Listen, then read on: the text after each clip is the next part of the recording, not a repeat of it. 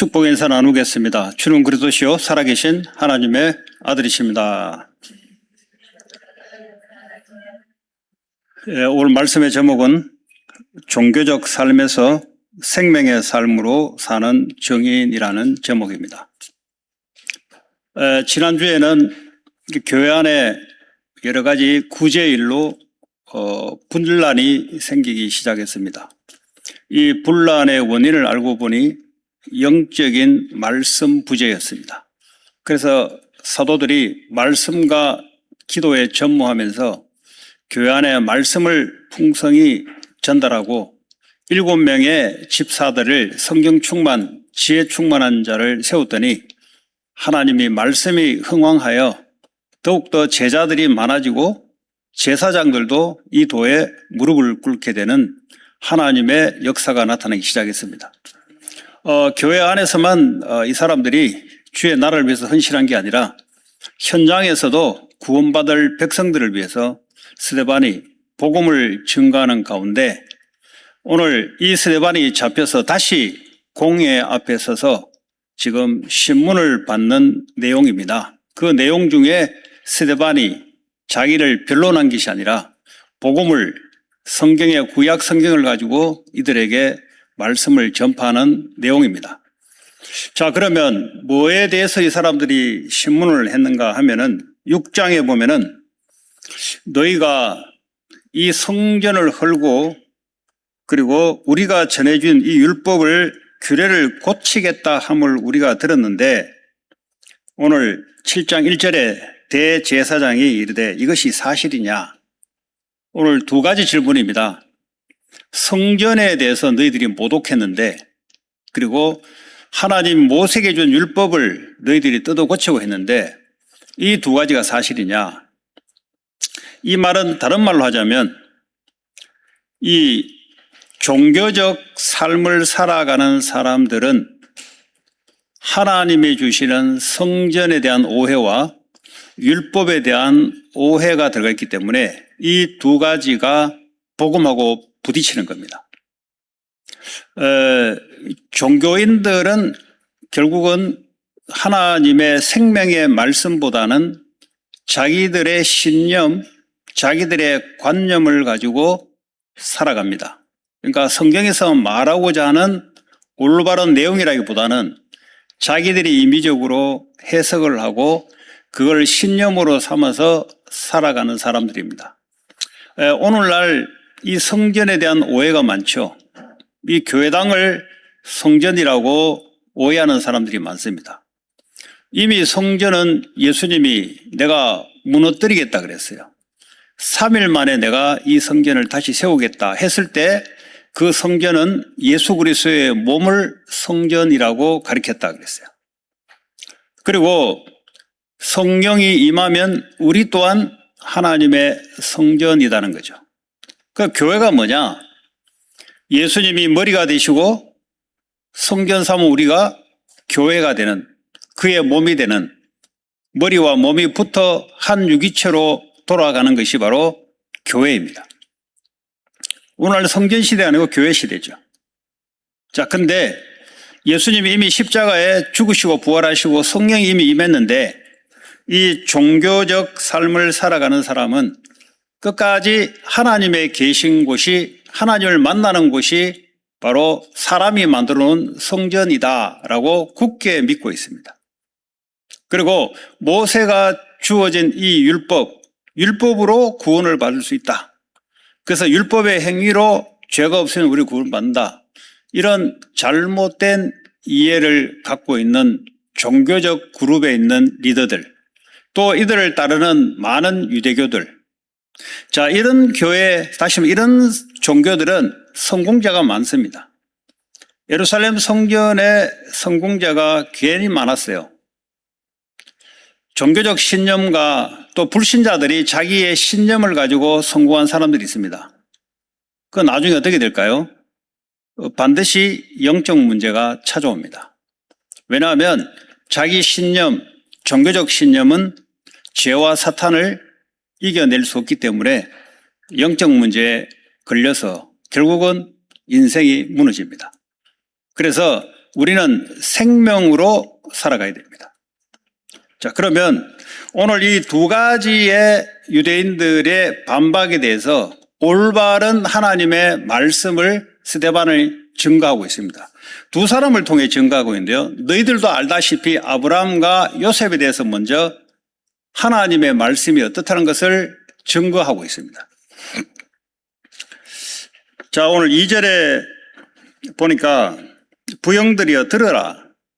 우리 조상 아브라함이 그랬어요. 그거 다 아는 내용입니다. 아브라함에 대한 내용을 다 알고 있는 것이고, 하란에 있기 전에 메소포타미아, 다시 말하면 갈대아에 있을 때 영광의 하나님이 그에게 보여 그랬어요. 하나님이 나타나시고 하나님이 함께 하셨다는 거죠. 하나님은 너희들이 말하는 성전에서 갇혀있는 하나님이 아니라 메소포타미아에 있을 때 아브라함을 거기서 하나님이 만나주신 하나님이라는 거죠. 그 하나님은 어디든지 존재하고 있는 하나님, 어디서든지 우리를 찾아오셔서 우리를 불러내시고 함께 하신 하나님. 이게 이제 성경에서 말하는 하나님이란 말이죠. 갈라디아 3장에 보면은 하나님께서 아브라함을 뭐라고 이야기했냐면 믿음으로 말미암아 의로 정하실 것을 성경이 미리 알고 먼저 아브라함에게 복음을 전하되, 메소포타미아에 있던 아브라함에게 하나님이 나타나서 복음을 전하되 모든 이방인이 너로 말미암아 복을 받으리라고 하셨다 그랬어요. 아브라함을 불러낸 이유가 목적이 있습니다. 모든 사람이 이 복음을 받게 하기 위해서 아브라함을 불러냈다는 겁니다. 하나님 우리를 복음을 주실 때는 목적이 있는 거죠. 모든 사람에게 이 복음을 증거하기 위해서 우리를 불러낸 거죠.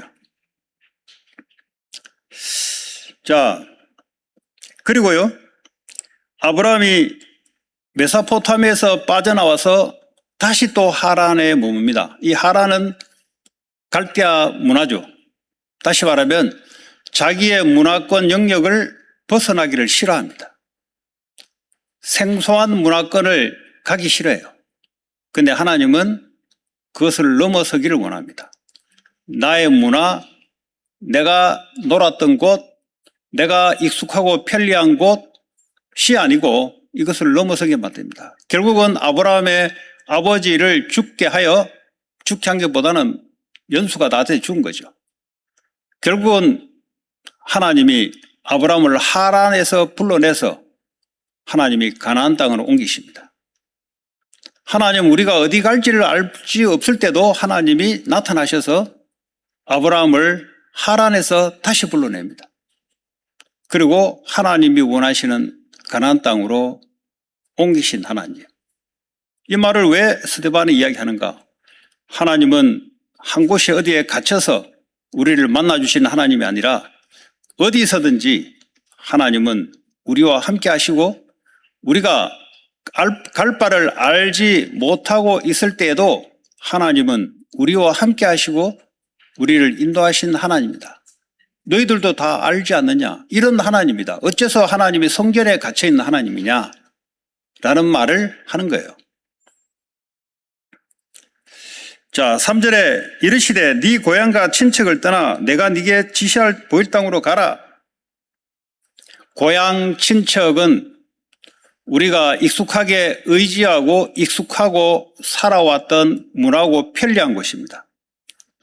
신앙생활은 내가 의지하고 내가 기대고 내가 익숙했던 문화권에서 살아가는 것이 아니라 그거는 세상 문화요, 흑암 문화입니다. 새로운 문화, 하나님이 함께 하시는 문화, 하나님 나라가 임하는 문화, 하나님의 역사가 나타나는 그 문화, 새로운 문화권으로 우리를 하나님이 인도해 나가십니다. 그러니까 우리의 약점이 뭐냐 하면 내가 옛날에 과거에 경험했던 것을 가지고 하나님을 자꾸 추측하려고 그래요. 그러니까 새로운 피조물로 바뀌었고 하나님 나라 통치 속에 들어갔는데 하나님을 어떻게 오해하냐? 내가 경험했던 것으로 하나님을 추측하려고 합니다. 그리고 세상에 공부했던 걸 가지고 하나님을 자꾸 이해하려고 합니다. 하나님은 창조주 하나님이시고 전에 없었던 새로운 일을 아브라함에게 보이시고 우리에게도 보이십니다. 자, 아브라함이 갈대아 사람의 땅을 떠나 하란에 거하다가 아버지 죽음에 이 땅으로 옮겨졌다. 그러나 여기에 발붙일 만한 땅도 유업으로 주지 아니하시고 우리의 관심은 땅에 있습니다. 돈에 있습니다. 육신의 축복에 있습니다. 그러나 하나님은 가나안 땅으로 불러낼 때는 땅의 목적이 아니라 그 사람 후손의 목적이 있습니다. 우리는 산업에 관심이 있지만 하나님은 사람에 관심이 있습니다. 우리는 공부에 관심이 있지만 하나님은 영혼에 관심이 있습니다. 그래서 가나안 땅으로 불렀을 때는 야, 이 땅을 우리에게 준다고? 가 아니고요. 네 후손에게, 다시 말해 아직 후손도 나타나지 않을 그 후손에게, 후손을 통해서 오실 메시아 예수 그리스도를 통해서 전 세계에 복음을 증가하기 위한 그 땅, 하나님이 다스리고 통치하는 그 땅, 산업과 학업이 아니고요. 하나님이 이걸 통해서 사람을 살리고자 하는 그 계획, 그 이야기 하는 겁니다. 자, 발붙일 땅도 유업으로 주지 아니하시고 다만 이 땅을 아직 자식도 없는 그와 그 후손에게 소유로 주신다고 약속하셨으며, 그랬어요. 후손, 아직도 후손이 없습니다. 예, 아기도 못 낳아요. 나이가 75세가 돼가지고. 그리고 6절에 보니까 하나님이 또 이같이 말씀하시되 그 후손이 다른 땅에서 나그네가 되리니, 다른 땅이란 말은 애굽 땅에서 400년 동안 나그네로 살아갈 것이다. 이거는 창세기 15장에 하나님이 아브라함에게 미리 약속했던 말입니다. 네 후손이 이방에서 종살이를 할 것이다. 가나안 땅을 주겠다고 약속했는데 아직은 아니다는 거죠. 아니던 이유가 뭐예요? 아모리 족속의 죄가 관영하지 않았다. 다시 말하자면 아모리 족속의 죄가 가득 찰 때까지 기다린 시간이 400년입니다. 하나님은 명분 없는 일을 하지 않습니다. 하나님은 무조건 멸망시키지 않습니다. 기다렸다가 도저히 돌이킬 마음이 없다. 죄가 가득할 때 그때 나라가 무너집니다. 이 세상의 나라가 언제 무너지냐? 죄가 가득 찰 때 그때가 나라가 무너집니다. 노스 코리아 언제 무너지냐? 죄가 가득 찰 때 그때 무너집니다. 이 땅의 모든 나라는 하나님의 손에 일으켰다가 무너졌다가 하는 것은 하나님의 손에 있는 것이고, 우리 개인의 인생도 언제 무너지냐? 죄가 가득 차면은 무너집니다. 하나님은 그때 계속 기회를 주십니다. 돌이킬 기회를 계속 주십니다. 자, 그 땅 사람들이 종으로 삼아 400년 동안을 괴롭게 하리라 그랬어요. 400년. 언제 종으로 되냐면 요셉이 죽고 난 이후 새로운 왕조가 들었습니다. 이집트 왕조죠. 요셉이 있을 때는 셈족, 다시 말해 요셉과 같은 혈통인 셈족이 왕으로 있을 때 이 사람이 총리가 되죠. 그때 요셉의 가정이 75명이 전부 다 애굽으로 오게 해서 그 후손이 400년 동안 정말 모래와 같이 많게 됐어요. 그런데 언제 빠져나오냐? 아모리 족속의 죄가 관영할 때가 바로 400년입니다. 430년. 그때 빠져나오는 하나님의 역사죠. 또 이르시되 종 삼는 나라를 내가 심판하겠다. 이집트를 하나님이 심판하겠다. 심판의 근거는 뭐냐? 우상이 가득했다는 거죠. 하나님은 그냥 심판하지 않습니다. 우상이 가득할 때 그때 하나님은 심판을 하십니다. 그 후에 그들이 나와서 이곳에서 나를 섬기리니 그때까지 너희들은 종노릇 할 것이다. 요셉이 죽은 후에 왕조가 이집트 왕조로 바뀝니다. 다시 말해 아프리칸으로 바뀌어요. 그랬더니요, 그 전에 있던 셈족, 이스라엘 사람들이 와서 왕으로 있을 때, 요셉이 총리로 있을 때, 이 사람들이 75명이 와서 거기에서 고센 땅을 차지하고 있을 때, 이제 왕조가 바뀌니까 난 너희들 모른다는 거죠. 이민을 왔는데 난 너희들 모른다는 거죠. 왜냐, 왕조가 바뀌었기 때문에. 그래서 너희들을 VIP 대접하는 게 아니고 너희들도 똑같이 와서 일해야 돼. 오히려 너희들이 이집트 사람 밑에서 종노릇 해야 돼. 이렇게 바뀐 겁니다. 자, 오늘 8절에 이제 할례 언약을 아브라함에게 줬다 그랬어요. 할례, 남자의 생식기 끝을 잘라서 이게 언약이라는 거죠. 그러면 창세기 17장에 할례 언약이 있는데 할례 언약은 안에 내용이 뭐냐? 99세에 하나님이 아브라함에게 나타나셔서 언약을 체결해 주는데요. 내가 너를 민족의 아버지가 되게 할 것이다. 네 이름을 아브라함이라 하라. 아브라함이라 부를 때마다 무슨 내용이 떠오르냐면 너는 열국의 아버지다. 무슨 말이에요? 너를 통해서 많은 사람들이 태어날 것이다. 지금 자녀도 없는 판인데 하나님 아브라함에게 언약을 주시고 그리고 네 후손, 내가 너와 네 후손의 하나님 될 것이고 너희들은 하나님의 백성이 될 것이다. 그 증거가 뭐냐? 할례에다가 언약을 새기겠다는 거죠. 그게 바로 할례 언약입니다. 하나님은 우리를 십자가의 언약을 통해서 하나님은 우리의 하나님 되시고 우리는 그의 백성이 되시고 절대 망할 수 없는, 절대 영원히 함께할 수밖에 없는 이런 언약적인 관계를 체결했습니다. 그런데 어찌하여 성전에만 하나님 우리를 만나준다고 이야기하냐 라고 지금 반박 아닌 반박을 아브라함을 들어서 지금 말씀을 설명하는 거죠.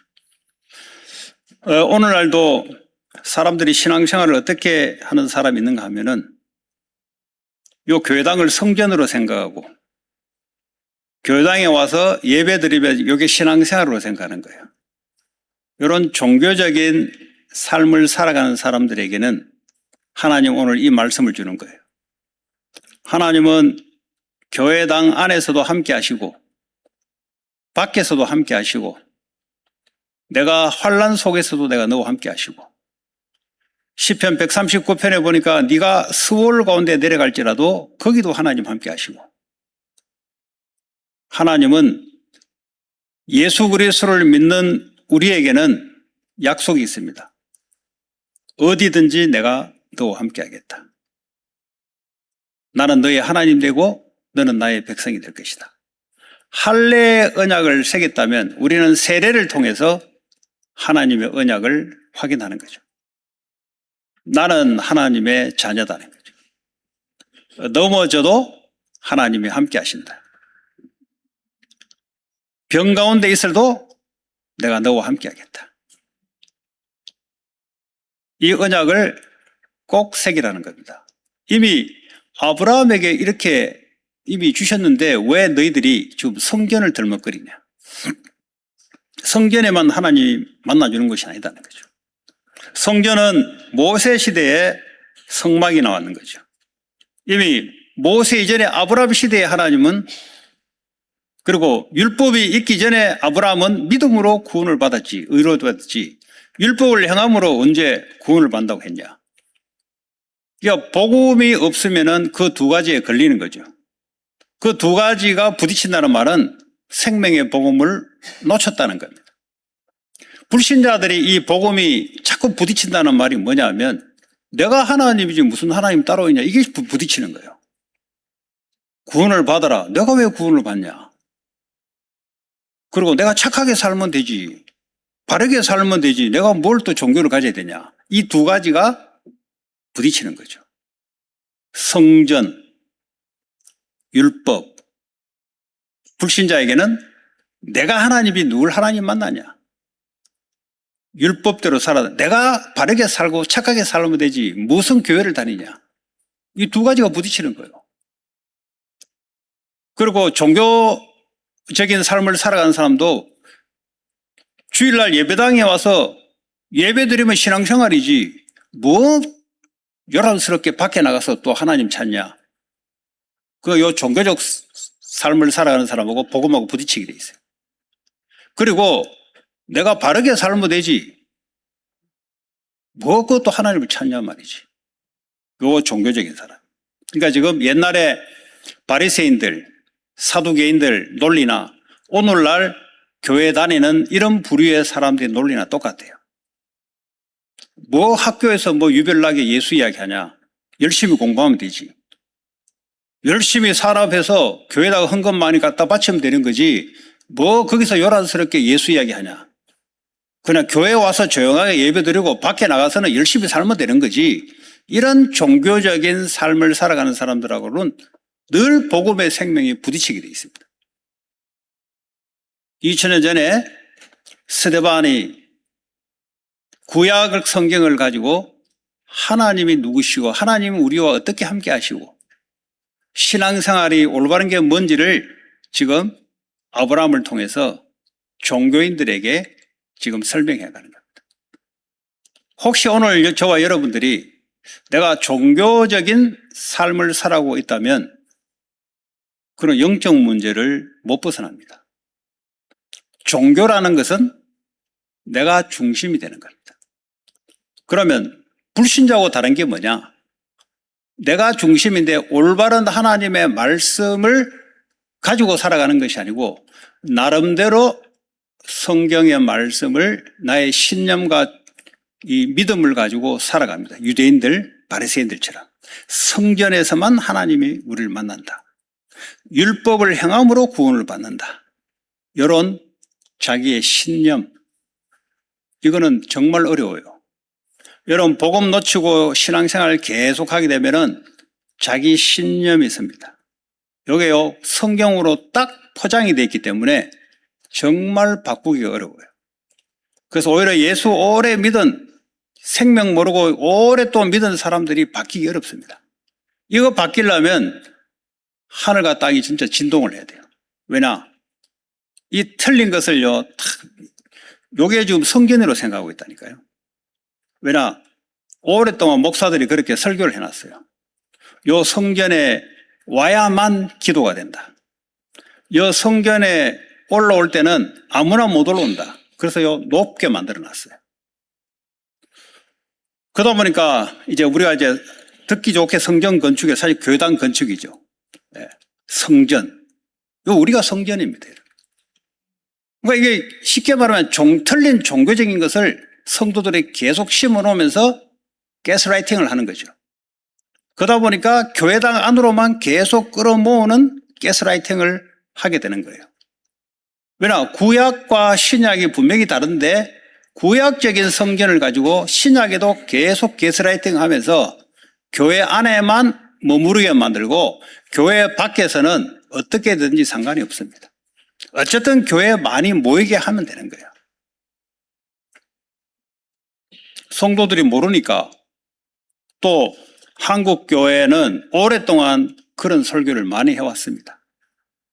그러니까요, 권사님들 나이 드신 신앙생활 오래 했던 분들 한번 생각 한번 뜯어보세요. 분명히 그렇게 돼 있을 겁니다. 성전 더럽히면 안 된다고 깨끗하게 닦고 여기 하나님의 성전인데 애들 올라오면 안 돼. 여기 성전인데 내가 하나님의 성전이고 우리가 하나님의 성전입니다. 이것은 그냥 교회당 건물입니다. 나를 깨끗하게 해야 되지, 행주로 자꾸 여기서 닦고 하는 것도 중요하지만 나를 복음으로 깨끗하게 해야 되고, 옆에 있는 성도들을 깨끗하게 내가 도와야 되는 거지, 자꾸 건물에다가 자꾸 물론 이제 깨끗하게 하는 건 상식이죠. 그러나 이거는 성전이 아니다는 사실. 내가 하나님의 성전이고 우리가 하나님의 성전이고, 성전 건축을 한다 할 때는 내가 올바르게 먼저 서고 옆에 있는 다른 성도가 올바르게 서는 건축부터 시작되고, 그 다음에 우리가 예배드릴 공간, 이게 먼저 너희는 그의 나라와 그의 의를 구하라.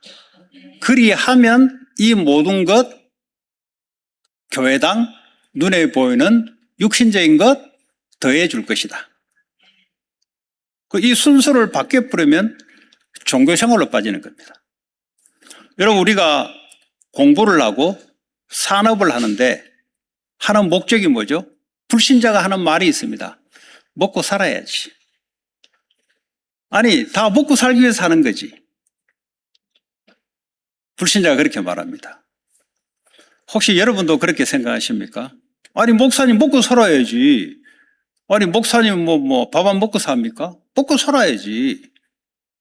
이게 맞는 말입니다. 그 사람은 종교 생활에 빠져 있는 사람입니다. 성경에는 뭐라고 말씀하십니까? 마태복음 6장 24절에 한 사람이 두 주인을 섬기지 못할 것이니 혹 이를 미워하고 저를 사랑하거나 혹 이를 중히 여기고 저를 경히 여기거나 너희가 하나님과 재물을 겸하게 섬기지 못하리라. 이 말이 갑자기 왜 나옵니까?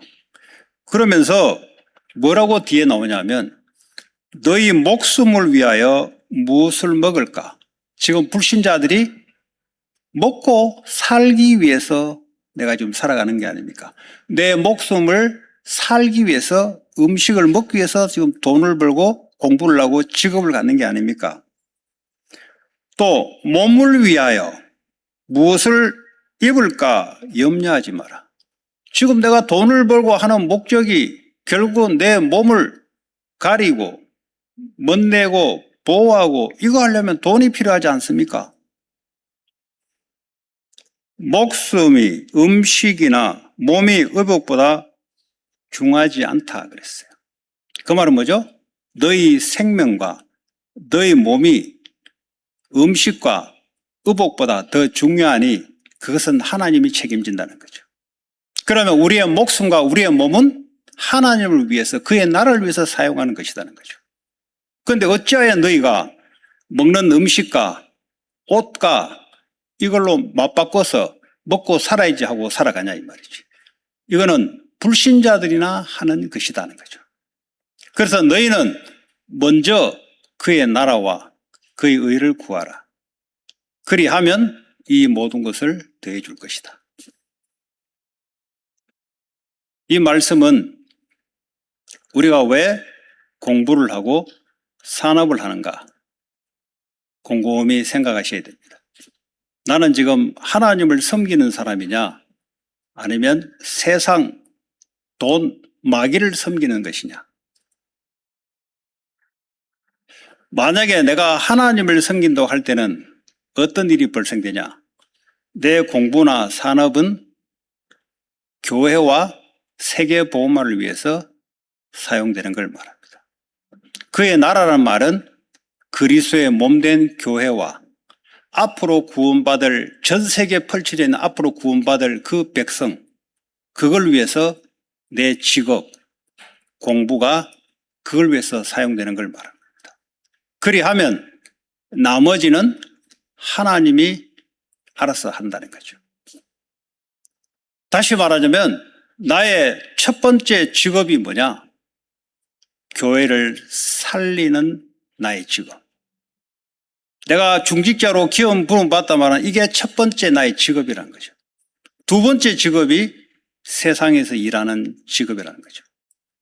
어린 렘넌트들이 처음부터 이걸 알고 올바른 방향 속에서 공부를 한다고 할 때, 산업의 직업을 간다고 할 때 올바른 방향 속에서 하나님의 응답 속에 있게 되어 있습니다. 자, 할례 언약을 아브라함에게 주셨더니 그가 이삭을 낳아 8해 만에 할례를 행하고 이삭이 야곱이 우리 12조상을 낳았느니라. 자, 여러 조상이 요셉을 시기하여 애굽에 팔았더니 이제는 요셉을 가지고 너희가 얼마나 잘못되게 알고 있는지를 지금 말씀으로 증명하고 있습니다. 첫 번째는 아브라함을 통해서 이야기했고요. 두 번째는 요셉을 통해서 이야기합니다. 자, 그 요셉을 시기하여 애굽에 팔았는데 하나님이 함께 하셨다. 어찌하여 성전에서만 하나님이 우리를 만나주냐? 성전이 있기 전에도 요셉이 억울하게 시기에 10에 애굽에 팔렸는데도 거기서도 하나님이 함께 하셨지 않았냐? 그 모든 환난에서 건져내사. 여러분, 하나님이 함께 한다는 말은 하나님이 아무것도 하지 않는다 이런 말이 아니에요. 하나님이 함께 한다는 말은 환난에서 우리를 건져내시신 하나님. 어떤 죽음의 위기 속에서도 하나님이 함께 한다는 말은 거기서도 우리를 건져내주시는 하나님. 사망의 음침한 골짜기를 지날지라도 거기서도 하나님이 우리를 건져내주시는 여호와께서 하나님이 함께 하시는. 다시 말하면 노예로 갔을 때 거기서 하나님이 함께 하셨다는 거죠. 노예로 갔을 때 하나님이 뭘 하셨냐? 거기서 가정총무를 세웠습니다. 가정총무란 말은 그 가정, 보디발 집 가정의 재무관리, 파이낸셜 매니저로 하나님이 인턴십을 하게 했다는 거죠. 여러분, 응답은 와 있는데 문제가 크게, 노예가 크게 보이면 응답이 보이지 않습니다. 암이 와 있는데 하나님은 그 속에서도 함께 하시고 하나님의 계획이 있는데 암이 크게 생각되면은 하나님이 보이지 않습니다. 정신적인 문제가 왔다 할지라도 내가 정신적인 고통이 있다 할지라도 그것이 내게 크게 느껴지면은 하나님이 나와 함께하는 것이 보이지 않습니다. 교회 안에 문제가 크게 보이면 하나님이 여전히 그 가운데 함께하는 것을 모릅니다. 하나님은 문제를 통해서 하나님의 계획을 이루어 가시는 것을 믿어야 됩니다. 요셉을 노예로 팔면서도 하나님이 거기서 함께 하셔서 뭘 하시냐? 축복의 계획을 찾아야 되는 거죠. 가정총무로, 파이낸셜 매니저로 인턴십을 하게 만드는 겁니다. 재무관리를 실제 현장에서 공부하는 거예요. 요즘은 대학에서 재무관리를 공부하지만 현장에서 공부를 안 하잖아요. 그러니까 현장을 모르잖아요. 요셉은 현장에서 재무관리를 실제 경험한 겁니다. 그러면서 억울하게 누명을 덮으시고 감옥으로 끌려갔습니다. 거기서도 하나님이 함께 하시는 거죠. 억울함 속에서도 하나님이 함께 하시는 겁니다. 거기에 갔더니 간수장이 죄수를 관리하는 것을 다 맡겼어요. 오늘 말하자면 인사관리, 사람을 관리하는 공부를 실제 현장에서 배운 겁니다. 그리고 그 정치인들에게 실제 정치를 배운 겁니다. 그러니까 대학에서 정치학을 공부하는 게 아니고 이제는 실제 국회의원들 사이에 들어가서 실제 인턴십을 하는 거예요. 그래서 300%를 갖추란 말은 100%는 이론적인 전문성을 갖추고 100%는 현장에서 이게 써먹을 수 있는 것으로 갖추고 그리고 이것을 어디서든지 지속 가능하도록 시스템만 만드는 것, 이렇게 해야만 된다는 겁니다. 그런데 대학에서 열심히 공부했는데 실무 현장하고 안 맞아요. 그럼 그건 쓰일 수 없는 겁니다. 하나님은 요셉에게 전문성과 현장성, 이걸 반드시 하나님 인턴십을 시켰어요. 그 나중에 총리가 됐을 때 이걸 그대로 시스템화되도록 사용하잖아요. 이 300%가 반드시 갖춰야 됩니다. 아무리 현장성이 있어도 한 번으로 끝나면은 안 되잖아요. 이게요, 전 미래 나와 같은 사람들을 자꾸 길러내서 여러 사람들이 이걸 할 수 있도록 시스템을 만드는 거죠. 그게 나중에 요셉이 총리였을 때 7년 풍년이 왔을 때 전 지역에다가 곡식 창고를 다 만들어 놨어요. 이거 아는 거예요. 이거는 그냥 파이낸셜 공부해가지고는 알 수가 없어요. 이 현장 감각이 있는 거예요. 그러니까 전 지역에 이걸 세워놓고 곡식을 사들이는 거죠. 흉년이 왔을 때 전 지역에 이걸 푸는 겁니다. 그 미래를 아는 거죠. 그걸 보고 시스템화라고 합니다. 지속 가능하도록. 자, 하나님이 요셉을 환란에서도 건져내시고 애굽 왕 바로 앞에 은총과 지혜를 주심에 하나님이 함께 한다는 말은 환란에서도 건져내시는 것이고 바로 왕 앞에서 은총과 지혜를 주시면서 하나님 함께 하시는 거죠. 하나님의 은혜와 지혜를 하나님이 주시는 함께 하시는 하나님. 요셉의 머리에서 나오는 게 아니에요. 하나님이 주시는 겁니다. 그래서 바로왕의 꿈을 요셉이 해석한 게 아니고 하나님이 함께 하셔서 지혜를 준 거예요. 여러분, 우리는 뭘로 살아가야 되겠습니까? 하나님이 함께 하는 곳으로 충분한 겁니다. 어떤 곳에 있어도 이 사람은 하나님이 함께 하심으로 환란에서도 건져내시고 또 위기 앞에서도 축복으로 바꿔주시고 또 남들이 해결하지 못하는 그 문제 앞에서도 하나님은 은총과 지혜를 주셔서 그 문제를 해결하게 만들고 쉽게 하나님이 나를 히든 카드로 쓰는 거죠. 히든 카드 알죠? 하나님이 딱 감춰온 카드를 내미는 거예요. 이 세상이 해결할 수 없는 것을 하나님 나를 히든 카드로, 우리 렘넌트를 히든 카드로 쓰는 겁니다. 그 누가 가능하냐? 종교 생활하는 사람한테는 안 돼요. 이 생명을 실제 가지고 함께 하는 것을 실제 믿음으로 누리는 사람은 어디서든지 그 사람은 무너질 수가 없고 무너져도 살겠고 거기서도 하나님 함께 하시니까 어디 갖다 던져놔도 거기도 하나님 함께 하시고 어떤 억울함을 당해도 거기서도 하나님이 인도하시고 역사하는 것을 요셉을 통해서 너희들이 봤지 않냐, 들었지 않냐, 어째서 성전 안에만 하나님이 갇혀서 여기만 와가지고 너희들이 지금 제사장으로 직업적으로 돈 벌어먹기 위해서 지금 가스라이팅 하는 게 아니냐 지금. 그 말이에요. 왜냐? 율법대로 지켜야 되니까 자기들의 율법 제사를 그대로 지켜야 되고 또 성전을 지켜야 되니까 사람들이 성전에 와야 되고 또 성전에 오려면 양을 잡아야 되고 세금을 내야 되고 지금 너희들 장사 비즈니스 하려고 지금 하는 게 아니냐, 종교적 장사하려고 하는 게 아니냐 이 말이에요 지금. 원래 하나님 우리에게 주신 것은 그게 아니지 않냐 그 말입니다. 교회는 내 만족을 위해서 사람에게 인정받기 위해서 살아가는 게 아닙니다. 그 사람은 이미 자기 상급을 받은 사람입니다. 나는 사람이 나를 인정해줘. 그 사람은 이미 응답 받았어요. 왼손이 하는 일을 오른손이 모르게 하고 하나님이 아시면 되는 거예요. 여러분, 우리는 사람에게 인정받기 위해서 살아가는 게 아닙니다. 하나님께 인정받는 거죠. 그러니까 종교 생활하는 사람은 자꾸 나를 인정해 주는 곳으로 찾아다닙니다. 그 사람은 응답이 없습니다. 왜냐? 복음으로 만족이 안 되기 때문에 그렇습니다.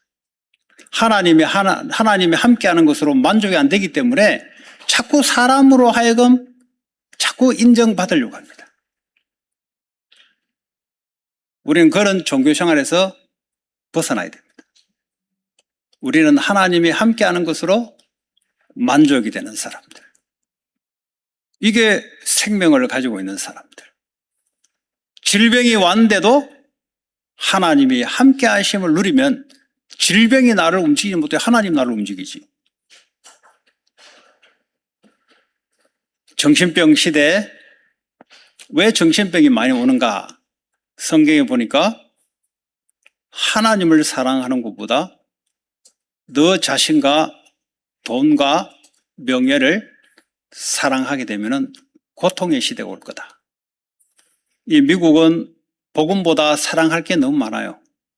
미국이라는 나라의 프라이드를 사랑하고 미국이라는 강한 나라를 사랑하게 되고 그러다 보니까 정신병이 많이 일찍이 오는 겁니다. 성경에서 답을 찾는 거죠. 그래서 우리는 복음을 사랑하고 복음을 전하는 겁니다. 그것만이 이 미국 땅을 고쳐줄 수 있는 겁니다. 우리 교회는 성경대로 사람은 부족하지만 사람은 잘난 건 없지만 그러나 복음은 완벽하고 우리는 연약하지만 하나님은 완벽하고 그 하나님을 이야기하는 거지 우리의 잘난 업적을 말하려고 하는 건 아니죠. 우리의 잘난 성공 커리어를 남에게 막 말하기 위해서 하는 게 아니죠. 하나님 얼마나 완벽하시냐. 이렇게 무너졌던 나를 하나님 이렇게 세우시고 완전히 정신문제, 세상을 비관하고 소망이 없던 그 사람들도 복음의 생명이 들어가니 살아나는 사람들은 별별 없을지 몰라도 복음을 사랑하고 복음을 증거하는 거기에 하나님의 관심이 있지 않을까요? 왜냐 하나님 모든 관심은 십자가에 있었으니까. 부활하셔서 성령을 우리에게 보내셔서 성령을 보내신 이유는 뭡니까? 권능을 받고 이 복음을 땅까지 증거하라고. 그 속에 우리의 삶이 있다면 우리는 종교생활을 하는 것이 아니고 생명을 누리는 사람인 줄 믿습니다. 생명은 아무도 막을 수 없습니다. 왜냐? 살리는 거기 때문에. 다 죽는 소리를 하고 있어요. 전부 다 죽는 소리입니다. 사람의 소리는 다 영혼을 죽이는 소리입니다. 영혼을 살리는 소리는 예수님의 말씀의 생명밖에 없어요. 그래서 우리는 하나님이 함께 하시는 것으로 공부할 때도 하나님이 함께 하심을 누리면 요셉에게 지혜를 줬던 그 하나님이 요셉에게 능력을 줬던 그 하나님이 거기서 체험을 하는 거죠. 왜냐? 그 공부가 교회와 세계 복음화를 위해서 하나님이 사용할 거니까. 오해하지 마시기 바랍니다. 아니 그럼 내 직업이 교회를 위해서 써야 됩니까? 예, 성경은 그렇게 말하고 있습니다. 그의 나라와 그의 일을 구하라. 두 주인을 섬기지 못한다는 거죠. 먹고 입고 그걸 위해서 직업이 존재하는 것이 아니고 그의 나라를 위해서 네 직업이 존재하는 거예요. 교회란 말은 성도 개개인의 모임을 교회라고 합니다. 사람보다 더 귀한 것이 없다는 거죠. 그리고 현장에서 구원받을 하나님의 백성들이 있습니다. 그 사람을 위해서 네 직업과 학업이 쓰임받는 걸 보고 올바른 신앙생활을 하는 사람입니다. 그런 중직자들이 자꾸 일어서게 될 때 하나님이 얼마나 기뻐하실까요? 왜냐? 정말 그의 나라와 그의 의를 구하는 교회. 그런데 다들보다는 대다수가 보통 교회가 종교로 빠져있던 증거가 뭐냐? 내 만족을 위해서 교회를 다닙니다. 나를 즐겁게 해주는 교회를 찾아다닙니다. 우리는 복음 안에서 즐거움을 찾아야 되는 것이고 그러면 그 사람은 인생의 고난이 왔을 때 누구한테 가서 의지할 겁니까? 하나님이 함께 하심으로 거기서 즐거움을 찾는 거죠. 그 영적 군사를 길러내는 것이 바로 교회인 줄 믿습니다. 자, 그때 흉년이 그리고 하나님이 바로가 그를 애국과 자기 온 집의 통치자로 세웠다. 이거 시험 봐가지고 경쟁해서 총리가 된 게 아니에요. 저 사람 시켜주면은 애굽이 잘 살 것 같다. 계산 속에서 불신자들은 계산을 합니다. 손해보는 장사를 하지 않죠. 그럼 우리는 뭡니까? 하나님이 우리를 정말 인도할 때는 세상에도 유익을 주는 사람으로 인도하겠죠. 그래야 불신자들이 볼 때 저 사람 써야 되겠다. 왜냐? 저 사람이 우리 직장과 우리 산업에 유익을 갖다 줄 수 있는 사람이니까. 하나님이 그렇게 역사하십니다. 보디발의 집에 있을 때도 요셉을 통해서 그 가정의 밭에 축복을 내렸습니다. 왜냐? 그래야 저 사람을 가정 총무를 세워야 계속 뭐가 번성할 것 같거든요. 하나님이 함께 하심으로 된 거지 자기 개인의 능력이나 이런 건 아니다는 거죠. 그때 애국과 가나안 온 땅에 흉년이 들어 큰 환란이 있을 때 우리 조상들이 양식이 없는지라 가나안에도 흉년이 왔습니다. 7년 풍년, 7년 흉년. 하나님은 흉년을 사용하십니다. 어떻게 사용하시냐? 요셉의 친족 75명을 애국으로 양식을 살아오도록 하기 위해서 하나님은 흉년을 허락하신 거예요. 왜 하나님이 살아계신데 흉년을 주십니까? 흉년도 생명을 살리기 위해서 사용합니다. 결국은 요셉이 결국은 뭡니까? 나중에 창세기 45장 고백에 5절에 7절의 고백에 뭐라고 합니까? 나를 당신들보다 앞서 보냈습니다. 당신들이 나를 팔았다고 한탄하지 마소서. 하나님이 당신들을 앞서 생명을 구원하기 위하여 나를 앞서 보냈습니다. 여기서 생명이란 말은 육신의 목숨을 말하는 게 아니에요. 지금 75명을 통해서 많은 크리스찬들이 앞으로 나타날 것이고 예수님이 오실 거고 예수님 오셔서 모든 족속으로 이 복음이 증거될 건데 이 영혼들을 살리기 위해서 당신들을 애굽으로 불러들여서 나를 총리로 세웠다는 거죠. 똑같은 이야기입니다. 내가 왜 세상에 직업을 가지고 살아가는가? 75명이란 말은 구약으로 말하자면 교회를 말합니다. 이스라엘 교회를 말하는 거예요. 거기는 자기 가족이지. 처음에 아브라함도 시작됐으니까. 이것이 점점 늘어나서 광야 교회가 되잖아요. 교회를 위해서 내 직업을 사용하는 겁니다. 그리고 앞으로 일어날 당신들의 후손 수백만이 앞으로 일어나고 메시아가 와서 모든 족속으로 이 복음이 증거될 그걸 위해서 하나님 나를 총리로 세웠다는 겁니다. 이 총리로 생명 구원을 하기 위해서 가정총무로 노예로 감옥에서 인턴십으로 총리로 전부 다 이 흘러가는 이 흐름들이 뭘 하기 위함이냐? 내가 무엇을 위해서 먹을까? 무엇을 몸을 위해서 입을까를 위해서 하나님 하신 것이 아니고 당신들의 생명을 구원하기 위하여 나를 총리 자리로 세웠다는 거죠.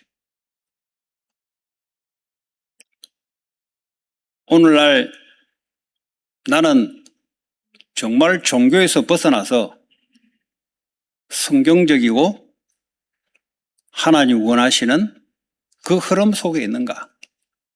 말씀을 통해서 확인되는 그 축복 얻기 바랍니다. 자, 창세기 41장 38절에 보니까 하나님이 이를 위해서 하나님의 영이 요셉과 함께 하셨다 그랬어요. 불신자 보디발이 보고 고백한 겁니다. 내가 하나님과 함께 하는 거 아는데 불신자가 봐도 하나님의 영이 당신과 함께 하더라. 알게 되는 겁니다. 알게 되죠. 왜 모르겠습니까? 실제 생명을 가지고 내가 인도받고 누리면 남들이 봐도 알게 되는 거죠. 자, 그러면 오늘날 우리는 종교가 아니고 복음. 나는 그리스도와 함께 십자가에 죽었고 주님이 내 안에 생명으로 사시는 그 믿음. 종교는 뭐죠? 나를 죽이려고 하는 거죠. 우리는 이미 죽었고 죽었다는 전제가 뭡니까? 내가 생명을 믿음으로 살아가는 전제가 내가 죽은 거예요. 내가 죽이려고 하는 것은 이미 종교에 빠져 있는 거예요. 생명을 누리는 것이 내가 이미 죽은 거예요. 그 나를 죽일 필요 없어요. 이미 죽었고 믿음으로 생명을 붙잡고 살아가면 나는 없는 거예요. 그래서 생명을 누리는 삶, 어디서든지 하나님이 함께하는 축복을 발견하는 거죠. 하나님이 그냥 가만히 있는 게 함께하는 게 아니고 환난 속에서도 건져내시고 위기 앞에서도 축복을 주시고 이것을 발견내는 걸 보고 복음을 누리는 삶, 하나님이 함께하는 삶이라고 합니다. 그리고 율법을 가지고 구원을 받는 것이 아니고 믿음으로 구원을 받는데, 그러면 율법은 뭐냐? 우리의 삶의 지침을 말하죠. 율법의 완성은 하나님을 사랑하고 사람을 사랑하는 거죠. 그게 율법의 완성이라. 그러니까 너희들의 율법 이야기하면서 사람을 사랑하고 하나님을 사랑하는 것이 아니고 오히려 밥 먹기 위해서 율법을 이용하는 것이다. 우리는 뭐죠? 제사법, 의식법은 폐기됐지만 도덕법, 십계명은 그대로 살아서 하나님 우리를 통해서 하나님을 사랑하고 사람을 사랑하는 삶의 방향에 지침을 주는 거죠. 그것도 어떻게 말입니까? 성령이 오셔서 그렇게 인도해 나가는 거죠. 자, 그래서 나는 성령의 충만함을 받는 그 힘을 가지고, 이 기도의 힘을 가지고 산업과 학업에 여러 하나님의 생명 구원을 위해서 사용받도록 해야 될 줄 믿습니다. 결론적으로 복음을 사랑하고 영혼을 사랑하는, 이것이 바로 계명을 지키는 점, 지키는 게 아니고 지켜져야 되는 거죠. 그리고 이 하나님이 나와 함께 하시는 기도의 24속에 한 주간도 여러분들이 이미 승리하셨고 승리하는 한 주간 되기를 주 예수 이름으로 축복합니다. 오늘 주신 말씀 붙잡고 각자가 한 주간 내게 주신 하나님의 언약을 가지고 기도하겠습니다. 하나님 감사합니다. 종교적 삶에서 생명의 삶으로 사는 증인으로 하나님 한 주간 우리를 축복해 주시고 우리를 종교 생활이 아닌 생명의 삶으로 살아가게 하다가 증거를 가지고 많은 사람 앞에 증인으로 서게 하여 주시옵소서. 하나님, 이 땅에 하나님이 없는 것이 아니라 하나님 언제든지 어디서든지 나와 우리와 모든 사람, 모든 일 속에 함께하는 줄 믿습니다. with 임마누엘 완네스를 누리게 하시고 증거하게 되는 증인 되게 하여 주시옵소서. 예수 그리스도 이름으로 기도합니다.